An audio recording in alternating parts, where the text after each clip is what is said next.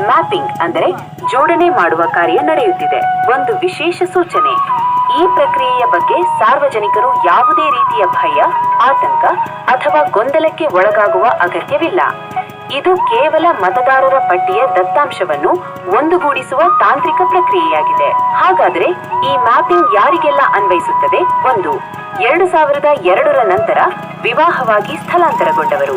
2. ಉದ್ಯೋಗ ಅಥವಾ ಇತರೆ ಕಾರಣಕ್ಕೆ ಊರು ಬದಲಾಯಿಸಿದವರು. 3. ಹೊಸದಾಗಿ ಮತದಾರರ ಪಟ್ಟಿಗೆ ಸೇರ್ಪಡೆಯಾದವರು. ನೀವು ಏನು ಮಾಡಬೇಕು? ಸರಳ. ನಿಮ್ಮ ಏರಿಯಾದ BLO ಅವರನ್ನು ಭೇಟಿಯಾಗಿ ನಿಮ್ಮ ಹಳೆಯ ವಿಧಾನಸಭಾ ಕ್ಷೇತ್ರದ ಹೆಸರು ಮತ್ತು ಹಳೆಯ ಪಟ್ಟಿಯಲ್ಲಿನ ನಿಮ್ಮ ಕ್ರಮ ಸಂಖ್ಯೆಯನ್ನು ನೀಡಿ ಮ್ಯಾಪಿಂಗ್ ಮಾಡಿಸಿಕೊಳ್ಳಿ. ಒಂದು ವೇಳೆ 2002ರ ಪಟ್ಟಿಯಲ್ಲಿ ನಿಮ್ಮ ಹೆಸರು ಇಲ್ಲದಿದ್ದರೆ ಚಿಂತಿಸಬೇಡಿ.